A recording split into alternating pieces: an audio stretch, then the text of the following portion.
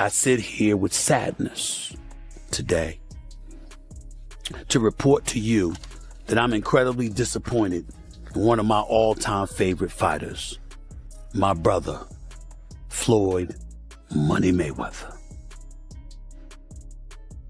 Disappointed. I really am disappointed. The thing is that Floyd is what they call an independent contractor. And what happens is that when you become an independent contractor, Skip, if you make $230 million, they give you two checks or a check for $230 million.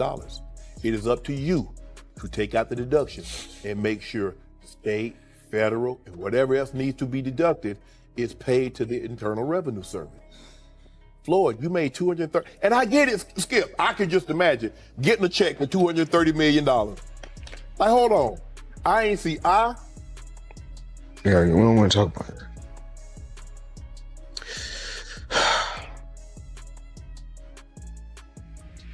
We're gonna get through this.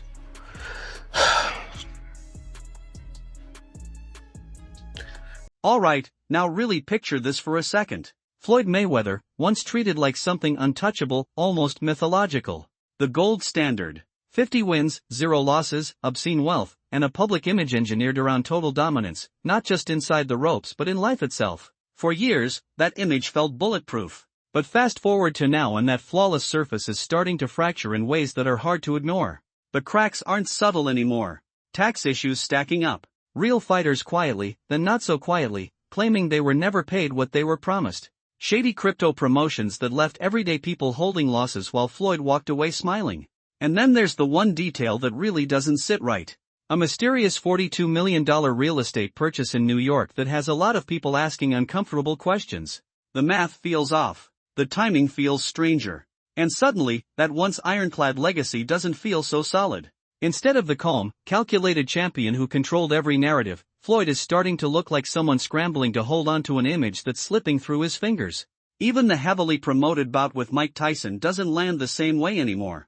What once might have felt like playful spectacle now feels urgent, almost desperate, like one last massive payday before the lights dim for good. And this is where the story takes a sharp turn. Earlier this year, Mayweather stunned people by announcing what he proudly called the biggest move of his career. Not a fight. Not a brand deal. A $42 million real estate grab in the heart of Manhattan. 62 apartment buildings, many rent-controlled, and Floyd suddenly positioning himself not just as a boxing icon, but as a savvy real estate mogul. The question is why now, and what problem this move was really meant to solve. I know you guys see me on a regular talking about real estate. Well, lately I purchased 62 apartment buildings in New York City. And what I need you guys to do, slide over and check out the photos.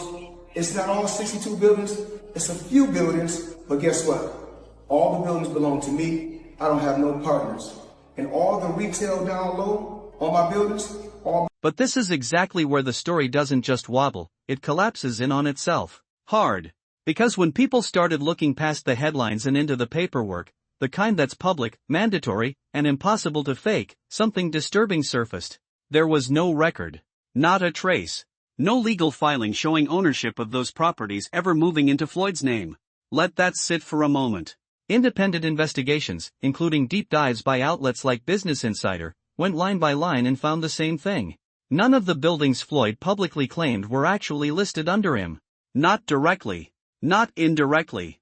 And then came the detail that made the silence even louder. The nonprofit legitimately tied to those properties, the NYC Housing Partnership, released an official statement saying they were never informed of any sale whatsoever. No discussions. No transfer. No heads up. Nothing. So what you're left with is unsettling. No deeds. No confirmations. No institutional acknowledgement.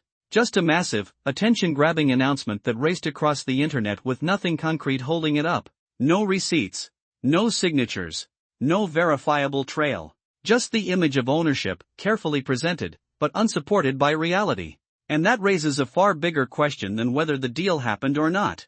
If this purchase never actually went through, why announce it at all? And more importantly, what was Floyd trying to distract people from when he needed the world to believe it did? And I'm pointing like this because all of them, we're in New York City right now.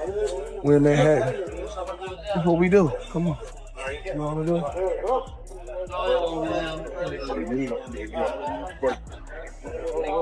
All this money makes. No partners. All by myself. Over 1,000 apartments. I'm just getting started.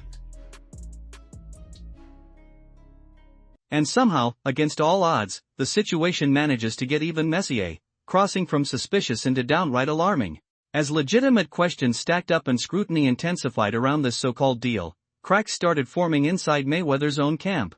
The messaging wasn't just unclear, it felt improvised, almost panicked.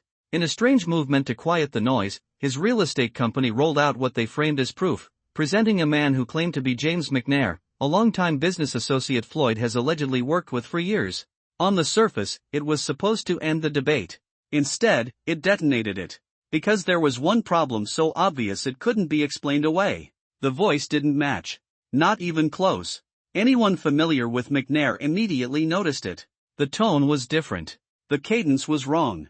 The rhythm didn't line up. It sounded like an entirely different person trying to play a role they hadn't studied well enough. And that's not a harmless slip. That's not a technical glitch or a minor oversight. That's the kind of detail that sets off alarms in every direction at once. It turns curiosity into suspicion and suspicion into something darker. Because when identities start feeling manufactured and explanations stop lining up, the question stops being about a real estate deal altogether. It becomes about credibility, about intent, about why a camp with unlimited resources would allow something so sloppy, so easily exposed, to reach the public. At that point, the issue isn't whether the story holds up. It's whether there ever was a real story to begin with, or just a performance unraveling in real time. What is it that you don't get? And I'm even more disappointed because you're on Instagram and on Twitter flaunting your opulence. You got bales and bales of money. You might have 30, 40 racks up in front of you. You got Bugattis and Enzo Ferraris and private jets and yacht and you big ballin'. And you won't cut these people their money? Now, Skip, I believe that he would have taken this fight anyway. It's hard to turn down $200, $300 million, Skip. But it looks to me that a major driving force between him, because I always thought it was Conor that wanted the fight. He wanted the big payday. Yep. But deep down, Floyd needed this payday because he got to settle the score. And let me tell you how the IRS works, Skip. Do you have experience? I have. The whole thing starts to feel staged the longer you sit with it, like a set piece built to impress rather than explain. A carefully arranged illusion meant to steer attention in a very specific direction. So you have to ask the uncomfortable question. Was this massive purchase ever real to begin with, or was it simply another perfectly timed headline, engineered to reinforce an image of limitless wealth that may not actually exist the way it's being sold? Either answer leads to the same problem. For someone whose entire public identity has been built around money, power, and financial invincibility, this is a terrible position to be in. When your brand is dominance, when success itself is the product you're selling, even a small inconsistency becomes dangerous. A hint of exaggeration. A suggestion of smoke without fire. That's all it takes to start undoing years of carefully controlled perception. Because money, more than anything, demands credibility. And once doubt creeps in, it spreads fast. Right now, that once blinding glow surrounding Mayweather doesn't hit the same. The shine feels muted.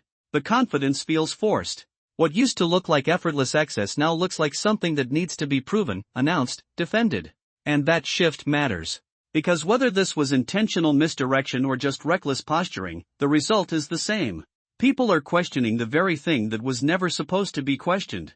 And when the illusion of financial dominance starts to crack, it doesn't just fade quietly. It invites scrutiny. It invites doubt. And it leaves behind a much bigger question that no headline can easily cover up. Coming back to fight. Why you not coming back to fight? So I look at the fight game. I said, okay. I said, fighters fighting, they make $3 million, $4 million, $6 million, $7 million. Some may make 10 or 20 million. But I'm doing exhibitions and I'm making 20, 25 million, 100 million for exhibitions. So why would I come back and fight and get a guaranteed 35 million?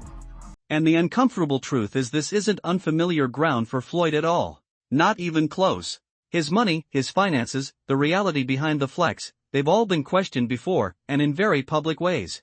Cast your mind back to 2017, right before the colossal Conor McGregor fight. the one poised to generate absurd amounts of money on a global scale. Just days before that spectacle, Mayweather quietly made a move most people never expected. He asked the IRS for an extension. More time. More breathing room to settle a significant tax debt. Pause on that for a second. At the exact same time he was flooding social media with private jets, hypercars, diamond watches, and stacks of cash arranged like props, he was telling federal authorities he couldn't pay what he owed on schedule. That contradiction wasn't subtle. It was jarring. Almost surreal. The image said one thing. The paperwork said another. And that gap between perception and reality sparked serious questions back then, questions that never fully went away. It wasn't just about taxes. It was about credibility. About whether the wealth being displayed was liquid, sustainable, or simply performative. For someone whose entire persona is built on excess and financial supremacy, that moment landed like a crack in glass. Small, but impossible to unsee once it appeared. And now, years later, as similar doubts resurface in a different form, that old controversy feels less like an isolated incident and more like a warning sign people ignored. Because when patterns repeat, they stop being coincidences. They start looking like clues. To stop spending $1 million a day, how do they not deal with his taxes? Well, listen, he apparently had a tough time reading the thing, as they say. Like he didn't know what he couldn't read like that's BS. Something. That is BS. They said something. Time like out. that. He is paying. I'm sure he's got a litany of people in his world. I happen to agree. Financial management people. You think so? How long before he's suing somebody for mismanagement of funds?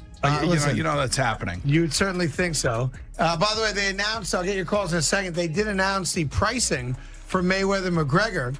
$100 for a high def, $90 for standard def. So there you go. So it's exactly what the Mayweather Pacquiao fight was. And it didn't end there, not even close. This uneasy pattern kept repeating, almost on a loop, year after year. More tax liens surfaced, each one public, each one uncomfortable. And every time, the story followed the same unsettling rhythm. On the surface, excess without limits. Mansions, cars, watches, cash flashed like proof of invincibility. But underneath, the numbers never quite lined up. Confusing filings. Shaky explanations. Then, almost on cue, a sudden urgency to generate new income. Fast income. Big income. That cycle is exactly why so many fans are now looking at the upcoming Mike Tyson fight with narrowed eyes. Is this really about entertainment? Or is it something far less glamorous, a high-profile cash infusion meant to plug holes no one is supposed to see? We've watched the script before. The 2021 exhibition with Logan Paul was sold as spectacle, and that's exactly what it was. Not a real contest. A controlled circus inside the ring. But the real drama didn't start until the cameras shut off. That's when Logan Paul went public, claiming he was never fully paid, accusing Floyd of withholding money he was owed. Suddenly, the illusion cracked again. Another partner. Another payment dispute. Another moment where the image and the reality drifted dangerously far apart. And that's what makes this latest chapter feel different. Because once is coincidence. Twice is bad luck. But when the same financial smoke keeps appearing around every big payday, people stop asking if there's a fire. They start asking how long it's been burning. Did he pay you to lose? Nah, what happened to no, he didn't pay me him at all. He didn't pay me. I think I won that fight. I think I won. He didn't knock out a YouTuber in 8 rounds. Floyd's my homie. He's a cool dude. Fucking tell him to pay me, bro. How much you owe you? Probably between 2 and 4 weeks, Logan Paul refused to let the issue die, and that persistence changed everything. He didn't back off, didn't soften his tone, and didn't retreat into private negotiations. Instead, he dragged the dispute straight into the public eye, daring it to survive the spotlight. He spoke openly about it, hinting that legal action wasn't just possible but very much on the table. On podcast after podcast, interview after interview, Logan leaned into it, mocking Floyd openly, stripping away any sense of respect or hesitation. He said the quiet part out loud, repeatedly. He was still waiting. Waiting on money that, according to him, never arrived. And he didn't say it once. He said it again and again, in front of millions. Each appearance reinforced the same blunt accusation. Floyd hadn't paid. The debt was overdue. The silence was telling. The repetition mattered.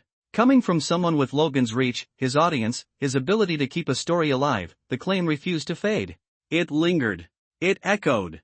It planted doubt in places where certainty once lived. Because when an accusation like that keeps resurfacing without resolution, it stops sounding like noise and starts sounding like a pattern. And patterns, especially public ones, have a way of sticking, reshaping perception long after the interviews end and the microphones are turned off. Control where the money goes is like, we made that mistake.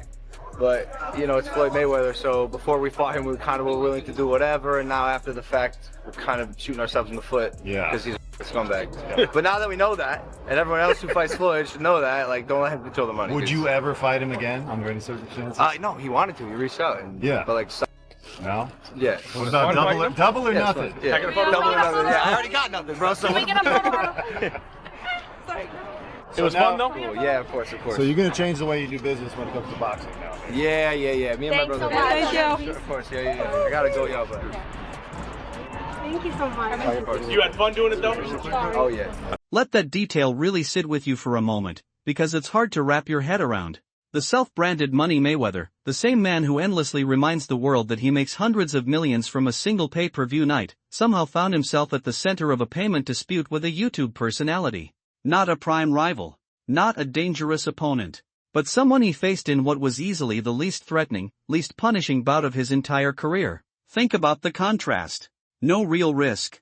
No brutal rounds. No lasting damage. Just controlled movement, bright lights, and an effortless spectacle designed to print money. And yet, even in that scenario, the money drama followed him. The controversy still surfaced. The questions still came.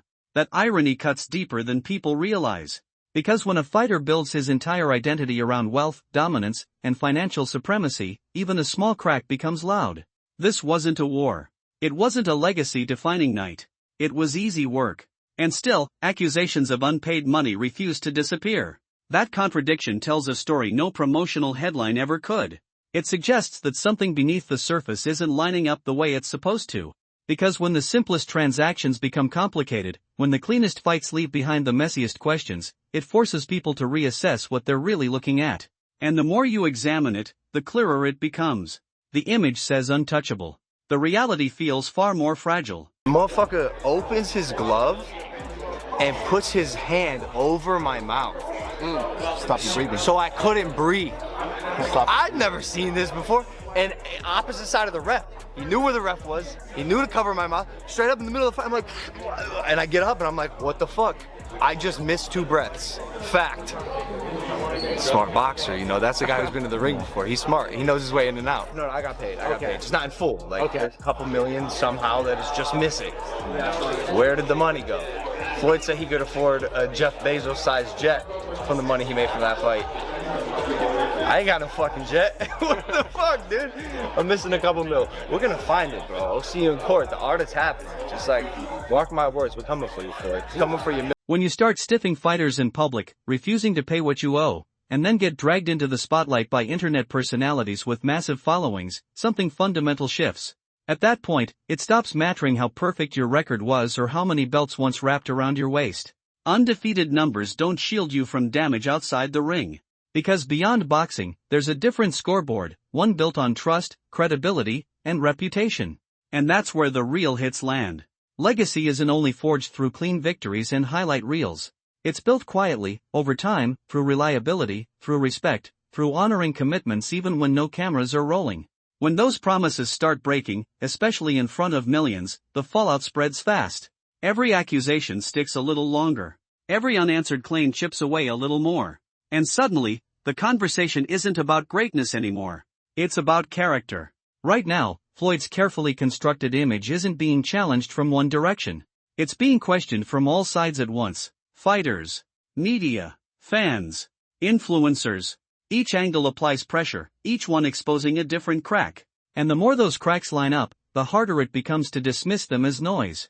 Because dominance in the ring can only carry you so far. Once doubt replaces belief, once trust erodes, even legends feel vulnerable. And that's the position Floyd finds himself in now, not fighting an opponent, but defending an image that's under sustained fire, with no clear bell to end the round. Choose what they should be able to choose what they want to choose, and go with who they want to go with.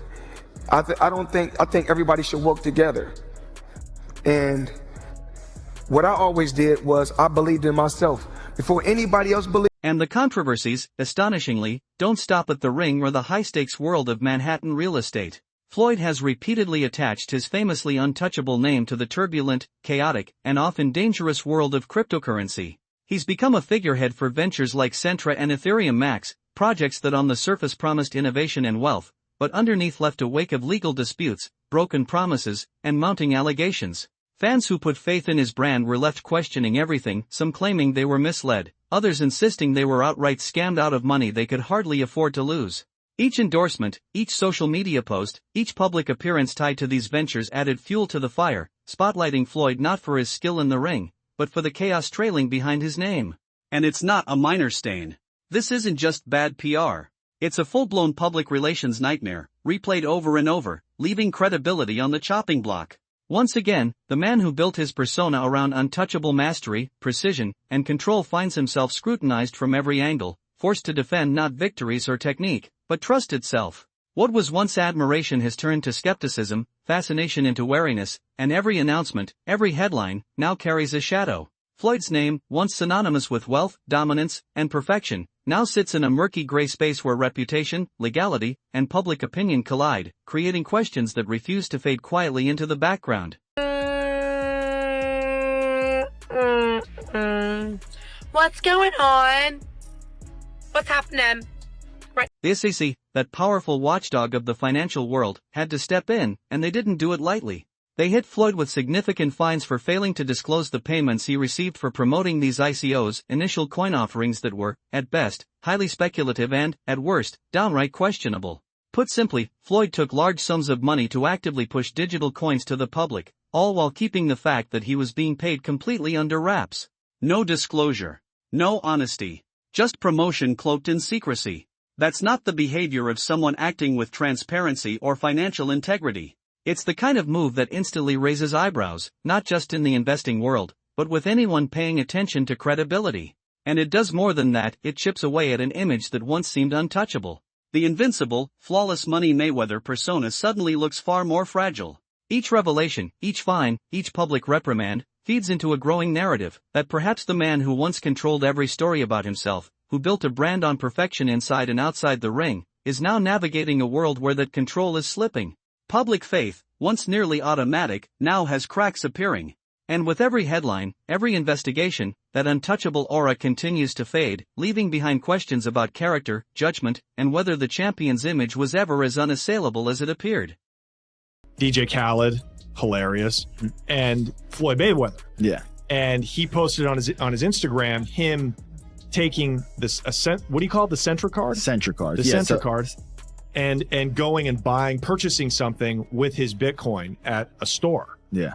He did that knowing that it didn't work. Floyd Mayweather doesn't know anything that's going on, really. So like what we all know that. Yeah. The guy can't read, Yeah. How much did you guys pay him? Like $1 million. He took that knowing or not caring if it worked? It was just knowing, not knowing, right? Like they didn't care. He does a million promotions like that. It was basically you speak to his manager. Yeah. He's like, this is Floyd's price. And you send the money over. Yeah. The manager makes his little cut from it. Mm-hmm. And he just says, what do you want me to say? And what do you want me to do? Okay. Right. And you just basically give him his. For someone who painstakingly crafted a brand and an identity entirely around the idea of unmatched financial genius, a master of money in every conceivable sense, Floyd now seems trapped in a cycle, stepping into one massive financial mess after another. The controversies pile up, almost endlessly, each one louder than the last, each one chipping away at the untouchable image he spent decades building. And now, as if on cue, the spotlight swings back with a new intensity, all eyes fixed on the next supposed spectacle, the highly anticipated 2026 showdown between Floyd Mayweather and the legendary Mike Tyson. On paper, it's an event that should command awe, that should demand attention for its sheer magnitude. But the reality is far more tangled. The reasons everyone is watching aren't as straightforward as hype, history, or skill alone. With every headline, every rumor, every past misstep that resurfaces, the context becomes increasingly complex. Questions swirl around the fight before a single bell rings. Is it about entertainment, about legacy, about money, or some volatile mix of all three? The spectacle looms large, but so does the uncertainty surrounding it. And in that tension, in that unpredictable edge where expectation meets history, the audience can't help but lean in, because no one really knows which version of Floyd will show up, the invincible fighter, the calculating businessman, or the man trying desperately to keep control of an image that keeps slipping through his fingers.